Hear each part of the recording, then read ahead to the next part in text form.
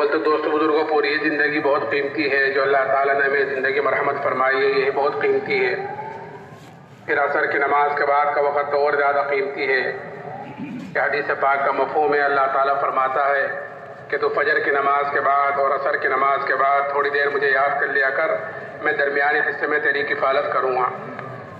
تو زندگی قیمتی، پھر عصر کے بعد کا وقت قیمتی، پھر اللہ کے راستے میں نکل کر اس کی قیمت اور بڑھ جاتی ہے، اس لیے کہ اس وقت ہم سب اللہ کے راستے میں ہیں کہ اللہ کے راستے کی ایک صبح اور ایک شام دنیا اور دنیا میں جو کچھ ہے ان سب سے بہتر ہے۔ لیکن ہم یہ وقت بہتر جب بنے گا جب ہم اس وقت کو بہتر بنائیں گے، نہیں تو وقت کا کام تو گزرنا ہے، گزر رہا ہے۔ کس کی کتنی زندگی گزر گئی ہر ایک کو پتہ ہے، لیکن آگے کس کی کتنی باقی ہے یہ کسی کو کچھ پتہ ہی نہیں ہے۔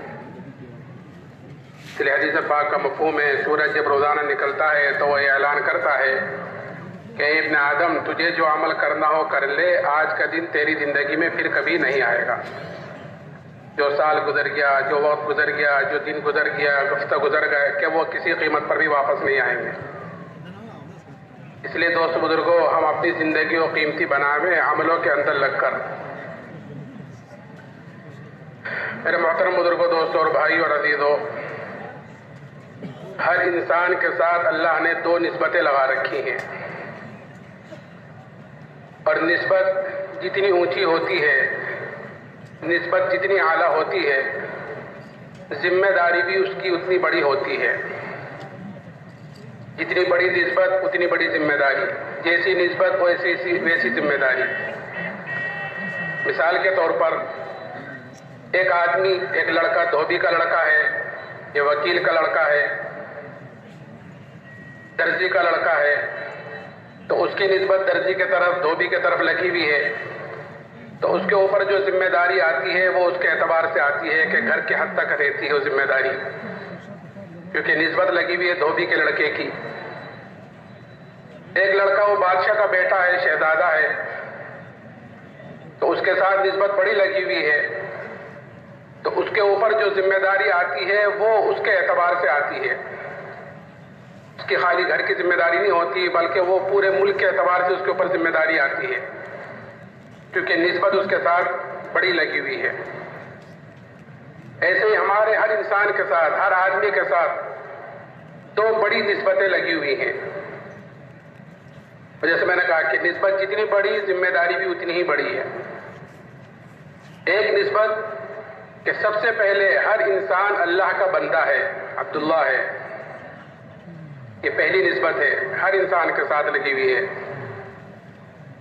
تو اللہ کا بندہ ہونے کے ناطے اس کے اوپر جو ذمہ داری ہے کہ اپنی ذات سے دیندار بن کر زندگی گزارے، یہ ہر انسان کی ذمہ داری ہے کہ میری زندگی میں دین کیسے آوے اس کی فکر کرے، اللہ کا بندہ بن کر زندگی گزارے۔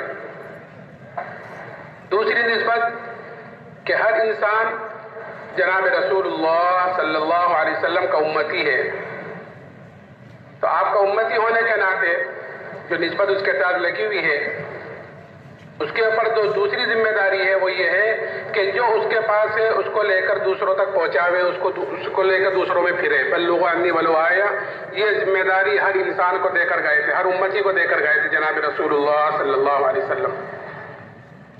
تو اگر کوئی ان دونوں ذمہ داریوں کو پورا کر رہا ہے تو اللہ کے ہاں اس کی قدر و قیمت ہے، اللہ کے ہاں اس کی حیثیت ہے، اللہ کے ہاں اس کا مقام ہے۔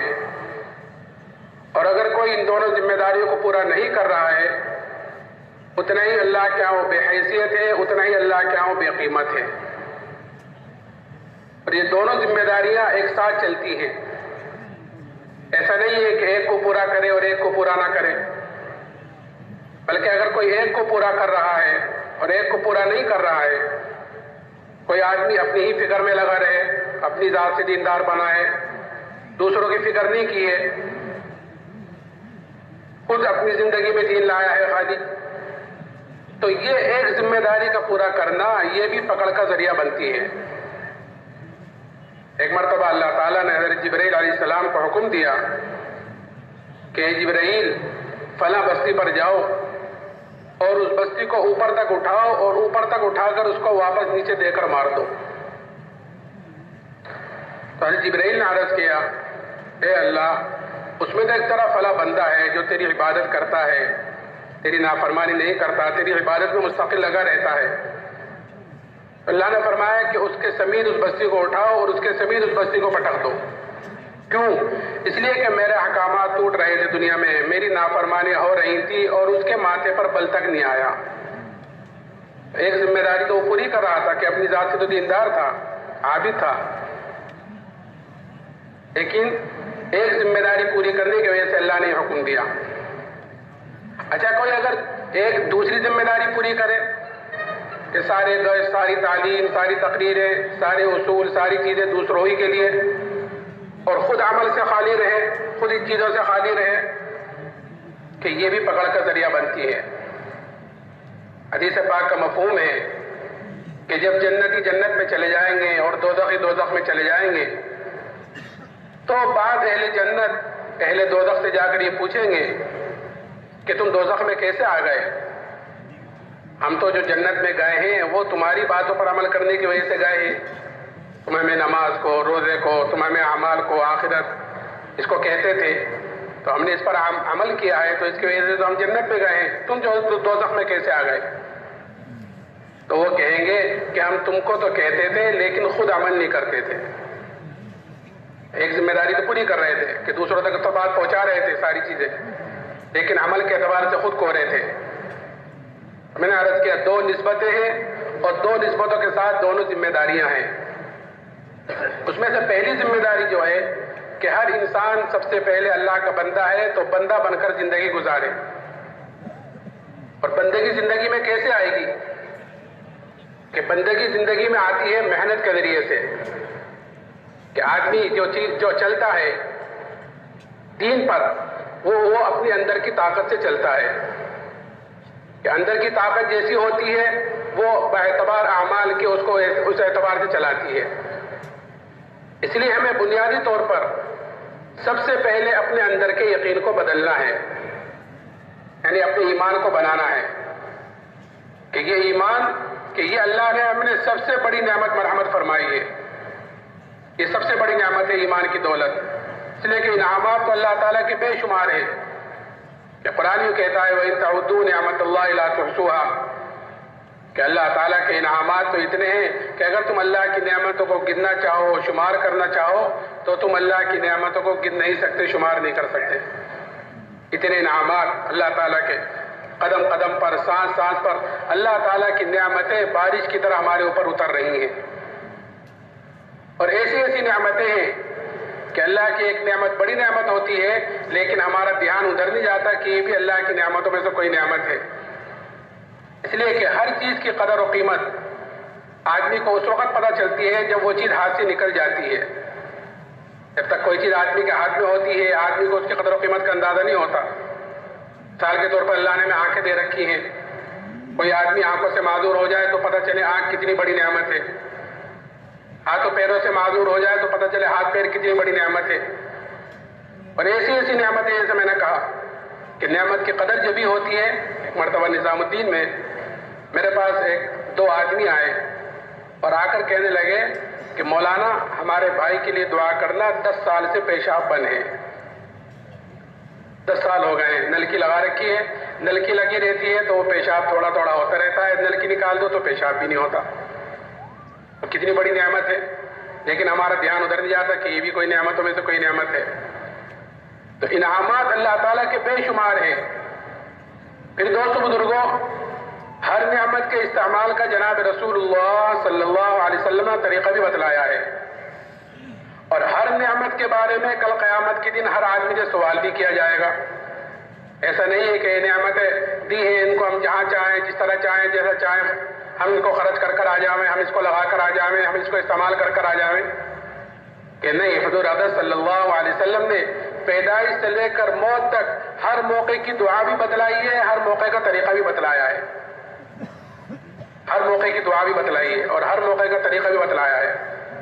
اگر ہماری زندگی اس طریقے کے مطابق ہو جاوے جس طریقے پر جناب رسول اللہ صلی اللہ علیہ وسلم نے فرمایا ہے، اور وہ نعمتیں اس طریقے پر استعمال ہوں جس طریقے پر نبی نے استعمال کرنے کو بتلایا ہے تو نعمت کی پکڑ سے بچ جائیں گے. اگر نعمت اس طریقے پر استعمال نہیں ہو رہی ہے تو دوستو بزرگوں ہر نعمت کل قیامت کے دن پکڑ کا ذریعہ بنے گی. ہر نعمت ان السمع والبصر والفؤاد كل اولئک کان عنہ مسئولا، ہر چیز سے سوال کیا جائے گا. یہ آتا ہے کہ آدمی کا قدم اپنی جگہ سے نہیں ہٹ سکتا جب تک اس سے 4 نعمتوں کے بارے میں 4 سوال نہ کر لی جائیں.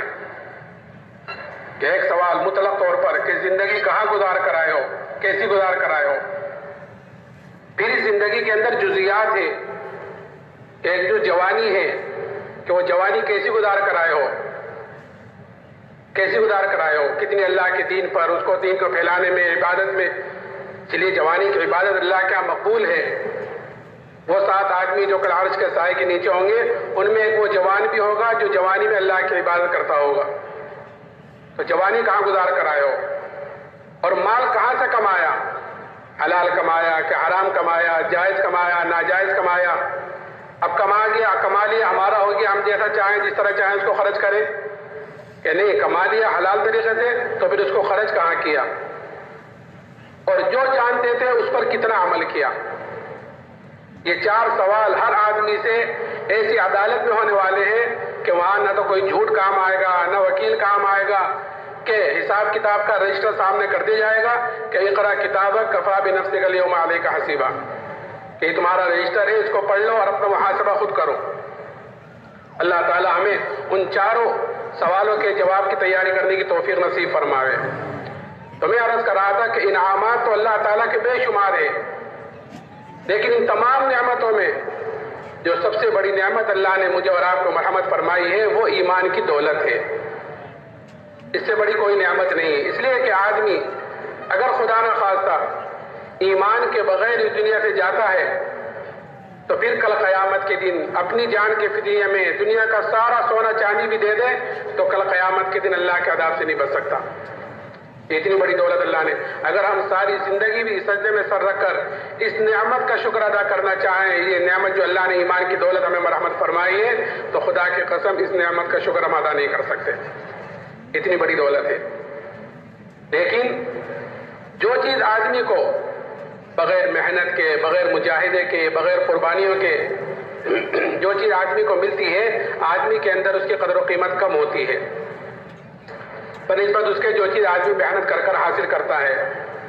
کہ جس چیز پر آدمی کا جان مال وقت لگتا ہے، جس چیز کے لیے آدمی قربانی دیتا ہے، کہ اس کی قدر و قیمت آدمی کے اندر زیادہ ہوتی ہے.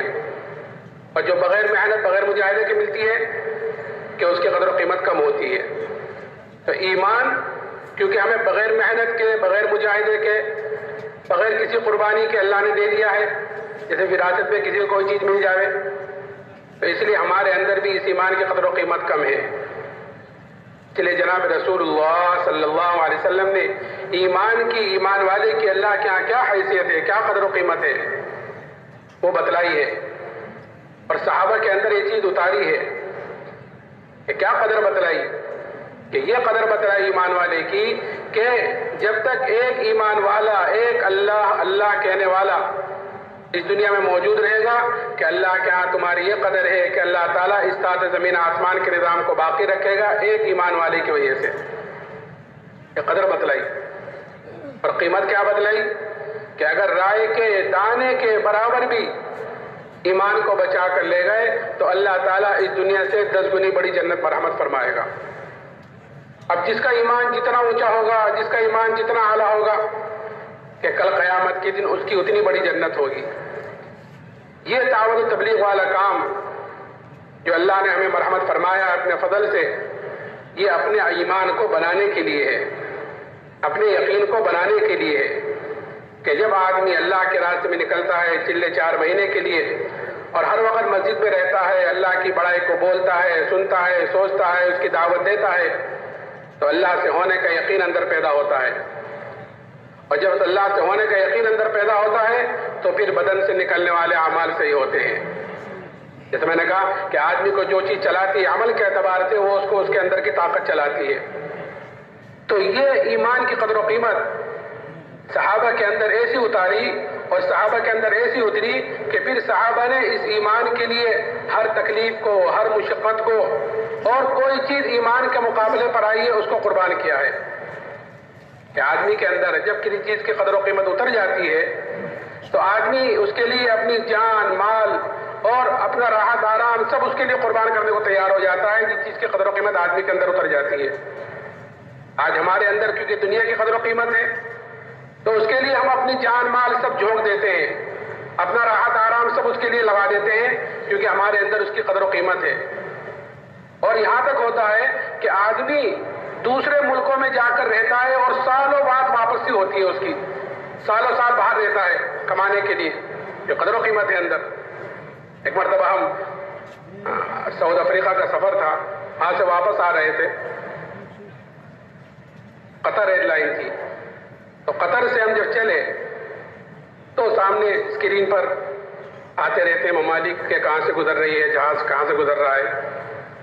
تو جب ہندوستان کے اوپر فلائٹ ہماری پائی تو ایک جہاز میں ایک شور ہوا، تالیاں بجائی لوگوں نے.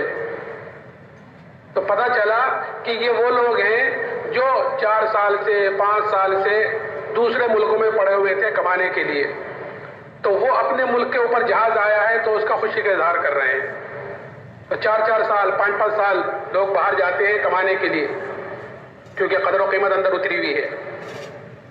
ایسے صحابہ کے اندر ایمان کی قدر و قیمت اتری ہوئی تھی، اس لیے صحابہ نے اس ایمان کے لیے ہر تکلیف کو اور مشقتوں کو برداشت کیا ہے. ہم صحابہ اکرام رضی اللہ عنہ اجمعین کے قصے تعلیم کے حلقوں کے ذریعے سنتے رہتے ہیں، لیکن دوستو بزرگوں صرف قصے سننا سنانا اصل نہیں ہے، بلکہ سننا سنانا تو اس لیے ہے تاکہ بات اندر اترے تو عمل کی توفیق ہو. اور سننا سنانا اس لیے تاکہ ہمارے اندر احساس پیدا ہو اپنی دین کی کمزوری کا، اپنی ایمان کی کمزوری کا. ہم اپنے ایمان کو صحابہ کے ایمان کے مقابلے میں رکھ کر دیکھیں تو ہمیں بھی پتہ چلے کہ ہم ایمان کے اعتبار سے کتنے کمزور ہیں. ایک صحابی حضرت خباب بن ارد رضی اللہ تعالیٰ عنہ، حضرت عمر رضی اللہ تعالیٰ عنہ ان سے پوچھا کہ خباب ان تکالیف کی تفصیل بتلاؤ، وہ حالات بتلاؤ جو ایمان کی وجہ سے تم پر آئے ہیں، جو مصیبتیں جو پریشانیاں ایمان کی وجہ سے تم پر آئی ہیں ذرا ان کی تفصیل بتلاؤ. تو حضرت خباب نے فرمایا امیر المومنین آپ ذرا میری کمر دیکھیں. جب کمر دیکھی تو حضرت عمر نے فرمایا کہ اے خباب ایسی کمر تو کسی کی نہیں دیکھی جیسی تمہاری ہے. تو حضرت خباب نے کہا امیر المومنین مجھے تو آگ کے انگاروں پر لٹا کر گھسیٹا جاتا تھا اور میری چربی سے میرے خون سے آگ بجھتی تھی. کہنے کی وجہ سے کہ ایمان کی وجہ سے کہ ایک عورت کے غلام تھے، جب اس کو یہ پتہ چلا کہ جناب رسول اللہ صلی اللہ علیہ وسلم سے ملتے ہیں یعنی ایمان لے کر آ گئے ہیں، تو سریے کو گرم کر کر اس سے ان کے بدن کو داغ دیتی تھی سزا کے طور پر کہ یہ تو ایمان سے پھر جائے نہیں تو ان تکالیف کو برداشت کرے. تو ان مصیبتوں کو برداشت کرنا آسان ہوا، ان تکلیفوں کو برداشت کرنا آسان ہوا. اور پھر اتنا ہی نہیں، جب فتوحات کا دروازہ کھلا اللہ کی طرف سے، اس لیے کہ ایمان والے کی علامت بتلائی گئی ہے کہ مومن کی 2 علامت بتلائی گئی ہے.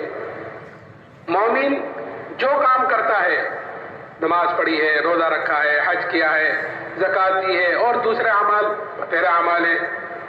آپ اس وقت اللہ کے راستے میں نکلے ہوئے ہیں، یہاں پر سردی گرمی تھوڑی سی راحت آرام آگے پیچھے ہوا ہے، اللہ تعالیٰ اس کو قبول فرماوے. تو مومن جو عمل کرتا ہے اس کا بدلہ وہ دنیا میں نہیں چاہتا، اس لیے کہ اس کو پتا ہے یہاں جو ملے گا وہ وقتی ملے گا اور تھوڑا ملے گا، کہ آخرت کے اعتبار سے تھوڑا اور وقتی کے موت تک. اور آخرت میں جو ملے گا کہ وہ ہمیشہ کے لیے ملے گا اور دنیا سے بہت زیادہ ملے گا. اس لیے مومن اپنے نیک اعمال کا بدلہ دنیا میں نہیں چاہتا. اور مومن جو کام کرتا ہے، جو بھی نیک عمل کیا ہے اس نے، جو کام بھی کیا ہے کہ وہ اپنے اللہ کو راضی کرنے کے لیے کرتا ہے. کوئی دیکھ رہا ہے نہیں دیکھ رہا ہے، کوئی خوش ہے نہ خوش ہے، کہ اس کو پرواہ نہیں ہے کہ میرا اللہ مجھ سے راضی ہو جائے. یہ اصل ہے کہ ہر چیز میں مومن اپنے اللہ پر نظر جمائے ہوئے ہوتا ہے، میرے اللہ کا کیا حکم ہے. اسی لیے حضور اقدس صلی اللہ علیہ وسلم نے حضرت ابو ذر رضی اللہ تعالیٰ عنہ کو نصیحتیں کی تھی اس میں ایک نصیحت یہ بھی تھی کہ اے ابو ذر، اللہ کے معاملے میں کسی ملامت کرنے والے کی ملامت کی پرواہ نہ کرنا۔ اللہ نے حکم دیا ہے، کیا حکم دیا ہے؟ ما آتاکم الرسول فخذوا وما نہاکم عنہ فانتہوا، کہ زندگی گزارنے کا طریقہ کہ جو کچھ تمہیں تمہارا نبی دے اسے لے لو، اور جس چیز سے روکے اس سے رک جاؤ۔ تو حضور حضرت صلی اللہ علیہ وسلم کامل اور مکمل دین لے کر آئے ہیں، اور خالی نماز پڑھنا، خالی روزہ رکھنا اتنا دین نہیں ہے، بلکہ دین تو عمل کے مجموعے کا نام ہے کہ حضور حضرت صلی اللہ علیہ وسلم پیدائش سے لے کر موت تک ہر موقع کی دعا بھی اور ہر موقع کا طریقہ لے کر آئے ہیں۔ وہ پوری زندگی، یہ 24 گھنٹے کی پوری زندگی، 60-70 سال کی جتنی زندگی اللہ نے ہمیں رحمت فرمائی، یہ پوری زندگی کہ یہ ہماری پوری زندگی نبی کے طریقے کے مطابق ہو جائے تو ہماری زندگی بنے گی دینی، اور اگر کچھ ہے کچھ نہیں ہے تو پھر زندگی دینی نہیں ہے، بلکہ یہ آگے جا کر پکڑ کا ذریعہ بنے گی۔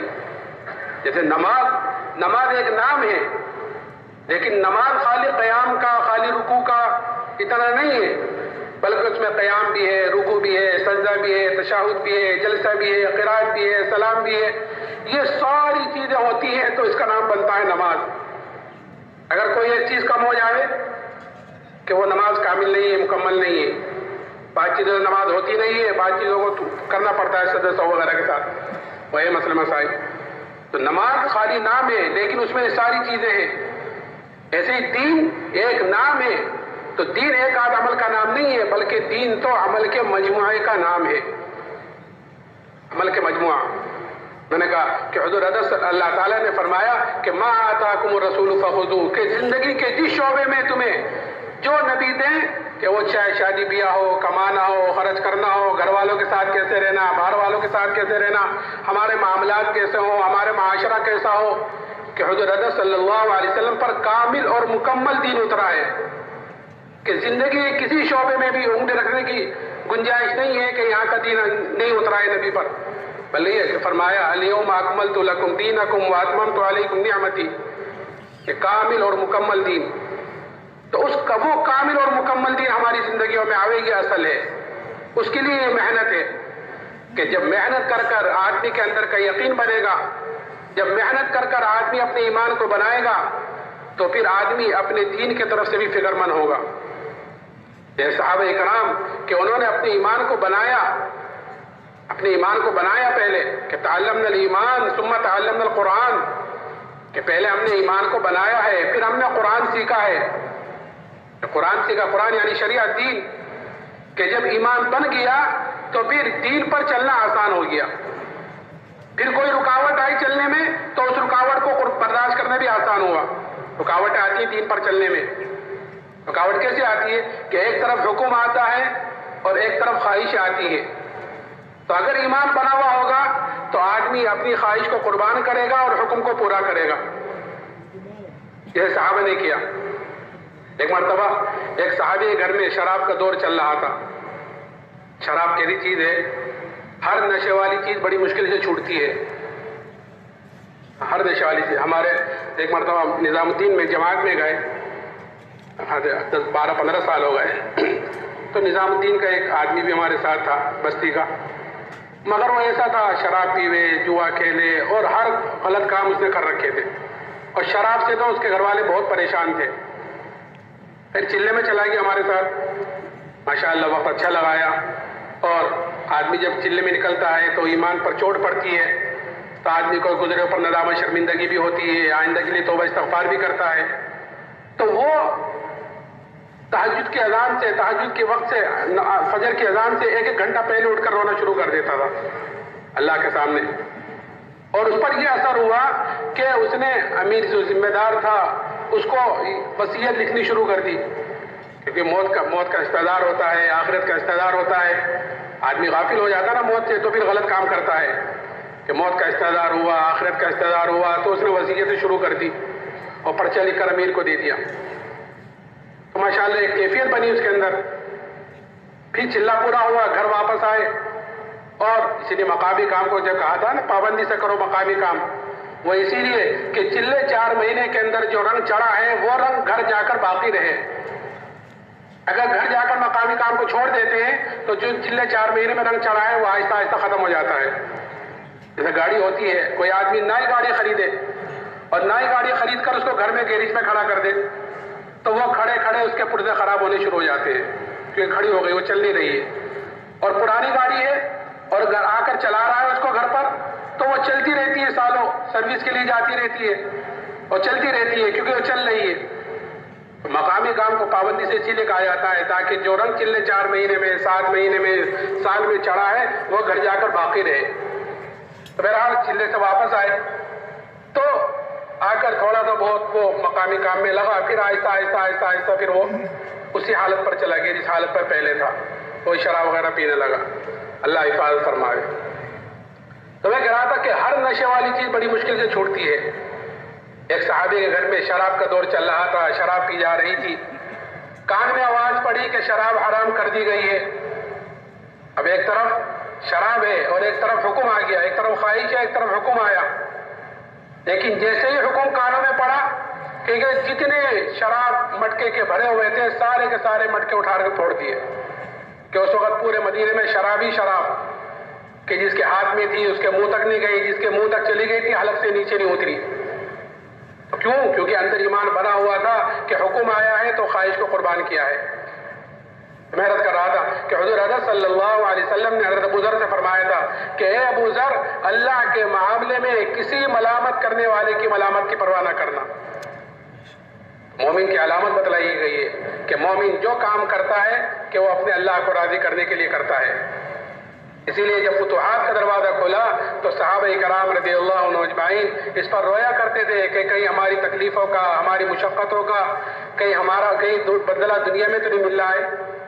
لیکن جیسے میں نے کہا ان کو پتہ تھا یہاں تو جو ملے گا وہ تھوڑا ملے گا اور وقتی ملے گا. دوستو بزرگوں، جو ایمان اللہ نے صحابہ کو مرحمت فرمایا تھا وہی ایمان اللہ نے مجھے اور آپ کو بھی مرحمت فرمایا ہے. فرق اتنا ہے کہ صحابہ محنت کر کر اپنے ایمان کے اعتبار سے اعلیٰ درجوں پر پہنچ گئے تھے اور ہم نے محنت کو چھوڑا ہے، اس لیے ہم ایمان کے اعتبار سے کمزور درجے پر پہنچ گئے ہیں. اس لیے چھوٹی چھوٹی باتوں پر اپنے ایمان کو مسلمان بھیج دیتا ہے اور چھوٹی چھوٹی تکلیفوں پر، چھوٹی چھوٹی چیزوں پر ایمان کے تقاضوں کو پورا کرنے سے پیچھے رہ جاتا ہے. اس لیے ایمان کو بنانا، اور ایمان بنتا ہے قربانیوں سے. صحابہ نے جس طرح تکلیفیں برداشت کی ہیں ایمان کے لیے، ایسے ہی ایمان کے مقابلے میں کوئی چیز آئی ہے ایمان کے مقابلے میں تو اس کو قربان کیا ہے. کہ قربانی آئی ہے کہ ایک طرف ایمان ہے ایک طرف حکومت آئی ہے کہ صحابہ نے حکومت کو قربان کیا ہے، ایمان کے مقابلے پر آئی ہے. ایک صحابی حضرت عبداللہ ابن حذافہ رضی اللہ تعالیٰ عنہ، ان کو روم کی فوج نے قید کیا اور قید کر بادشاہ کے سامنے لائے. بادشاہ نے ان کے اوپر نصرانیت کو پیش کیا کہ تم نصرانی ہو جاؤ تو میں آدھی بادشاہ تم کو دے دوں گا. وہ صحابی انہوں نے سوچا ہوگا کہ یہ بادشاہ مجھے کامل ایمان چھوڑنے پر آدھی بادشاہ دینے کو تیار ہے، اور مجھ سے میرے نبی نے کیا کہا کہ اگر رائے کے دانے کے برابر بھی ایمان کو بچا کر لے گئے تو اللہ تعالیٰ اس دنیا سے 10 گنی بڑی جنت مرحمت فرمائے گا، کہ کہیں دور دور تک بھی مقابلہ نہیں. اس لیے اسی وقت جواب دیا کہ آدھی بادشاہت نہیں، اگر پوری بادشاہت ہے اور پوری بھی نہیں، عرب کی جتنی بادشاہت ہیں سب کی سب دے، تب بھی میں پلک جھپکنے کے برابر ایمان کو چھوڑنے کو تیار نہیں ہوں. یہ قربانی دی ہے کہ ایمان کے مقابلے میں حکومت آئی ہے کہ اس کو قربان کیا ہے. تو پھر اتنا ہی نہیں، اس لیے کہ آدمی کو جو سیدھے راستے سے ہٹایا جاتا ہے، یہ آدمی سے کوئی غلط کام کرایا جاتا ہے، وہ 2 راستوں سے کرایا جاتا ہے، 2 طریقے سے. ایک تو لالچ دے کر کرایا جاتا ہے، اگر لالچ سے نہیں مانتا تو دوسری چیز دھمکی دی جاتی ہے.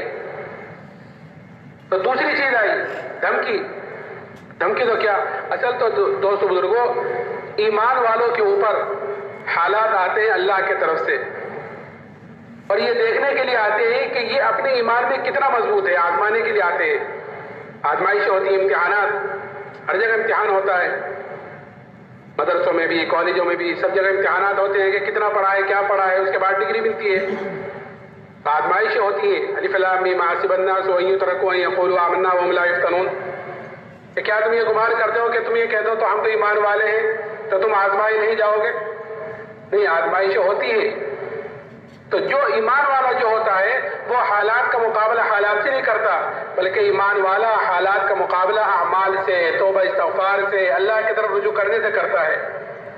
اس لیے کہ حالات کا تعلق دنیا کی کسی چیز سے نہیں ہے، حالات کا تعلق دنیا کی کسی چیز سے نہیں ہے، بلکہ حالات کا تعلق اللہ کے فیصلوں سے ہے، اور اللہ کے فیصلوں کا تعلق انسان کے اعمال سے ہے، کہ جیسے انسان کے اعمال اوپر جائیں گے ویسے اللہ کی طرف سے فیصلے نیچے آئیں گے۔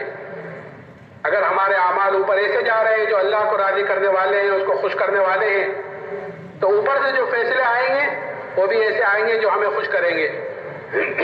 اور اگر ہمارے اعمال اوپر ایسے جا رہے ہیں جو اللہ کو ناخوش کرنے والے ہیں، اس کو ناراض کرنے والے ہیں، تو اوپر سے جو فیصلے نیچے آئیں گے وہ بھی ایسے آئیں گے جو ہمیں ناگوار گزریں گے، جیسے اس وقت ہو رہا ہے۔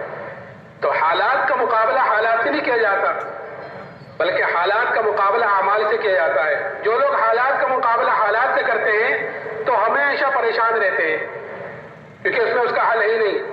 وہ ایک حال سے نکل کر پھر دوسرے حال میں، تیسرے حال میں، چوتھے حال میں پہنچتے پہنچتے پریشان ہوتے ہوتے ایسے لوگ آخر میں خودکشی کرتے ہیں۔ اللہ حفاظت فرمائے۔ یہ ایک اور عذاب ہے، ایک اور مصیبت ہے۔ تو حالات کا مقابلہ حالات سے نہیں کرتے، بلکہ حالات کا مقابلہ کہ اعمال سے، توبہ استغفار سے، اللہ کی طرف رجوع کرنے سے کرتے ہیں۔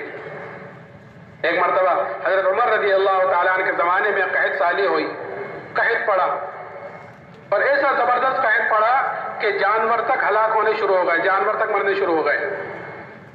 حضرت عمر رضی اللہ تعالیٰ عنہ نے شام سے اور مصر سے غلے منگائے، غلے آئے، آ کر ختم ہو گئے، لیکن قحط سالی ختم نہیں ہوئی۔ اتنا قحط پڑا کہ ایک صحابی نے بکری ذبح کی تو اس بکری کے اندر سے نہ خون نکلا نہ گوشت نکلا، خالی ہڈی ہڈی نکلی، اور اس کے علاوہ کچھ نہیں۔ وہ صحابی روتے ہوئے سو گئے۔ خواب میں زیارت کی جناب رسول اللہ صلی اللہ علیہ وسلم کی۔ آپ نے فرمایا کہ عمر سے میرا سلام کہنا اور یہ کہنا کہ تو بڑا عقل مند تھا، ایمان کی فراست عطا فرمائی تھی حضرت عمر رضی اللہ تعالیٰ عنہ کو۔ تو یہ کیا ہوا؟ یہ صحابی اٹھے، اٹھ کر حضرت عمر کی خدمت میں گئے اور جا کر اپنے خواب کا تذکرہ کیا۔ تو حضرت عمر نے فوراً مشورے والوں کو جمع کیا، مشورے میں خیر ہوتی ہے، فوراً مشورے والوں کو جمع کیا اور مشورے میں بات رکھی۔ مشورے میں یہ بات آئی کہ امیر المومنین جہاں سے بارش رکی ہے، جہاں سے قحط سالی آئی ہے، ہم اسی کی طرف رجوع کیوں نہیں کرتے؟ ہم شام سے، مصر سے، ادھر ادھر سے غلے منگا رہے ہیں، اور قحط سالی تو اللہ کی طرف سے آئی ہے، حالات تو اللہ کی طرف سے آئے ہیں کہ ہاں یہ چوک ہو رہی ہے۔ فوراً مدینے سے باہر گئے اور ابھی توبہ استغفاری کر رہے تھے کہ اسی وقت بارش شروع ہو گئی، کہ جب تک حالات کا مقابلہ حالات سے ہو رہا تھا تو وہ حالات بجائے ختم ہونے کے اور بڑھ رہے تھے، کہ جب حالات کا مقابلہ کہ توبہ استغفار سے کیا، اللہ کی طرف رجوع کرنے سے کیا، تو اللہ تعالیٰ نے حالات کو پلٹ دیا۔ آج بھی دوستو بزرگوں، آج پوری دنیا پر جو حالات ہیں اور خاص طور سے مسلمانوں کے اوپر، ان کا واحد علاج یہی ہے کہ ہر مسلمان اللہ کی طرف توبہ استغفار کرنے والا بنے، کہ اپنے طرف سے بھی توبہ استغفار کرے، اور ہر انسان، ہر امتی، پوری امت کا ذمہ دار ہے، اس لیے پوری امت کی طرف سے توبہ استغفار کرے۔ اور توبہ کا دروازہ کہ یہ موت تک کھلا ہوا ہوتا ہے، کھلا ہوا ہے موت تک، لیکن شیطان کہ وہ دو چیزیں کرتا ہے کہ پہلے تو توبہ کو ٹلواتا ہے کہ ٹھیک ہے کر لیں گے، دیکھ لیں گے، سوچ لیں گے، ابھی کیا جلدی ہے، کہ وہ ٹلاتا ہے توبہ کو، اور پھر آخر میں جا کر وہ مایوس کر دیتا ہے۔ یہ شیطان کے کام ہوتے ہیں، یہ پوچھ ساتھ لگا ہوا ہے۔ اس لیے پہلی فرصت میں ہر آدمی اللہ کی طرف توبہ استغفار کرنے والا بنے۔ میں عرض کر رہا تھا کہ دوسری چیز پھر ان صحابی، اس بادشاہ نے دھمکی دی، دوسرے حالات آئے کہ دیگ منگائی، دیگ کے اندر پانی کھولایا، جب پانی خوب کھول گیا تو بادشاہ نے قیدیوں کو بلا کر ان کے سامنے اس میں ڈلوایا اور یہ کہا کہ یہ تو ایمان سے پھر جاؤ، نہیں تو تمہیں بھی اس میں ڈالا جائے گا۔ وہ صحابی کہنے لگے تجھ سے جو ہو سکے وہ تو کر لے۔ بادشاہ نے حکم دیا کہ ان کو اس میں ڈال دو۔ جب لے جانے لگے تو وہ صحابی رونے لگے، اس کی اطلاع کی گئی، بادشاہ نے کہا تھا کوئی نئی بات ہو تو دیکھنا تو بتلانا، اس کی اطلاع کی گئی کہ وہ تو رو رہے ہیں۔ بادشاہ سمجھے آپ اس سے ڈر گئے ہیں، پھر بلایا اور ان کے اوپر پھر نصرانیت کو پیش کیا۔ وہ کہنے لگے واہ، میں نے تو تیرے سے ایک مرتبہ کہہ دیا تھا کہ تجھ سے جو ہو سکے وہ تو کر لے، کہ اچھا پھر رو کیوں رہے تھے؟ کہ میں تو اس لیے رو رہا تھا کہ میرے بدن کے اندر ایک ہی جان ہے کہ وہ جان اس دیگ میں ڈالی جائے گی، ختم ہو جائے گی۔ میں تو اس لیے رو رہا تھا کاش میرے روئے میں جان ہوتی، میرے بدن کے اندر 100 جانیں ہوتی اور وہ ساری کی ساری جانیں آج اس دیگ میں ڈالی جاتی اور وہ ساری کی ساری جانیں میں اللہ کے نام پر قربان کرتا، کہ ایک جان کا کیا قربان کرنا۔ تو دوستو بزرگوں، یہ جذبہ بنتا ہے دعوت سے کہ جب آدمی اپنے دین کو لے کر حرکت میں ہوتا ہے، اللہ کی بڑائی کو بولتا ہے، سنتا ہے، تو پھر اللہ کے نام پر اپنی جان مال لگانے کا جذبہ اندر پیدا ہوتا ہے۔ تو میں عرض کر رہا تھا کہ یہ اجتماعات کا ہونا اور یہ چلے 4 مہینے میں نکالنا، یہ اسی لیے ہے تاکہ ہمارے اندر اپنی دین کی کمزوری کا، اپنے ایمان کی کمزوری کا ہمارے اندر احساس پیدا ہو جاوے، کہ جب آدمی کے اندر کسی چیز کا احساس پیدا ہو جاتا ہے تو پھر کسی کو کہنے سننے کی ضرورت نہیں ہوتی، آدمی خود ہی اس کی فکر میں لگتا ہے۔ صحابہ اکرام رضی اللہ عنہ اجمعین کے اندر ایمان کا احساس تھا، دین کا احساس تھا، اسی لیے چھوٹی چھوٹی باتوں پر اپنے ایمان کی طرف سے فکر مند ہوتے تھے۔ چھوٹی سی بات ہے کہ جب ہم نبی کی مجلس میں ہوتے ہیں تو ہمارے اندر کی کیفیت کچھ اور ہوتی ہے، اور جب گھر آ جاتے ہیں تو اندر کی کیفیت کچھ اور ہوتی ہے، کہ اتنی سی بات پر کہ نبی کی مجلس میں کیفیت کچھ اور ہے، گھر آ کر کچھ اور ہے، کہ اپنے منافق ہونے کا ڈر پیدا ہو گیا کہ کہیں منافق تو نہیں ہوں۔ یہ احساس ہے، ہمارے اندر بھی احساس ہے، لیکن وہ دنیا داری کا احساس ہے۔ اللہ کرے ہمارے اندر بھی دین کے اعتبار سے احساس پیدا ہو جاوے۔ تو ہمیں دعوت کے ذریعے سے اپنے اندر کے یقین کو بدلنا ہے، ایک دعوت کے ذریعے سے اپنے اندر کے یقین کو بدلنا، اور دوسرے ذکر کے ذریعے سے اپنی غفلت کو ختم کرنا۔ غفلت بھی ہمارے اندر خوب ہے، کہ کیسی غفلت ہے کہ ایک آدمی اللہ کے گھر میں اللہ کے سامنے کھڑا ہوا ہے، یعنی نماز پڑھ رہا ہے، مسجد میں ہے اور غافل ہے، حالانکہ اللہ کے سامنے کھڑا ہوا ہے، کہ کوئی کاروبار میں ہے، کوئی کھیتوں میں ہے، کوئی دکان میں ہے، کوئی بیوی بچوں میں ہے، کوئی کہیں ہے، کوئی کہیں ہے، اور نماز پوری ہو گئی، امام نے سلام پھیر دیا، ہم نے بھی سلام پھیر دیا، کہ غفلت کے ساتھ عمل ہو رہا ہے۔ اس لیے ہمارے بڑے 3 تسبیح صبح کو، 3 تسبیح شام کو دھیان سے جی لگا کر قبلے کی طرف منہ کر کر باوضو ہو کر، اس لیے کہ اللہ کا ذکر اگر غفلت سے بھی لوگے تو بھی نفع سے تو خالی ہے ہی نہیں، نفع سے تو خالی ہے ہی نہیں۔ اللہ کا ذکر اگر غفلت سے بھی لیں ثواب تو اس پر مل ہی جائے گا، لیکن غفلت اپنی جگہ باقی رہے گی۔ اور اصل ہے غفلت کا ختم کرنا، کہ جب دھیان سے جی لگا کر قبلے کی طرف منہ کر کر اللہ کا ذکر کریں گے، ایک تسبیح تیسرے کلمے کی، ایک درود شریف کی، ایک استغفار کی، تو پھر اللہ کا دھیان اندر اترے گا، کہ جب اللہ کا دھیان اندر آئے گا تو پھر عمل کرنے کے اندر مزہ آئے گا۔ تو کریں گے انشاءاللہ۔ آپ تھوڑا سا وقت باقی رہ گیا، جن بھائیوں کی جیب میں تسبیح ہے وہ اپنی 3 تسبیح یہی بوٹ کے بیٹھ کر پوری کر لیں۔ جیسے میں نے شروع میں کہا تھا کہ عصر کے بعد کا وقت بہت قیمتی بھی ہے، اللہ کی طرف متوجہ ہو، اور کوئی ضرورت ہو تو اپنی ضرورت سے فارغ ہو کر اذان سے پہلے پنڈال میں آ جائیں۔ انشاءاللہ مغرب کے بعد بھی بہت اہم بیان ہوگا اور سامنے تقاضے رکھے جائیں گے، اس تقاضوں پر اپنے آپ کو پیش کریں۔ اللہ تعالیٰ کے اہل سنت عمل کی توفیق عطا فرمائے۔ سبحان اللہ۔